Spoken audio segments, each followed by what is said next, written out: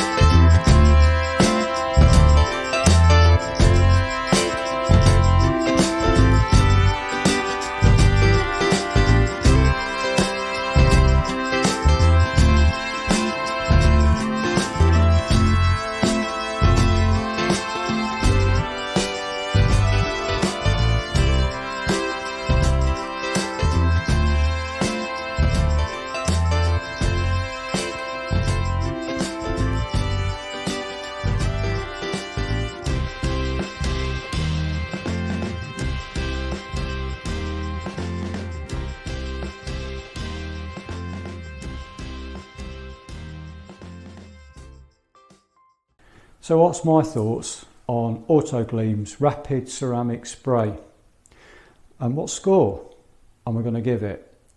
Well, I'm going to base my scoring on the following: price, ease of use, and finished result.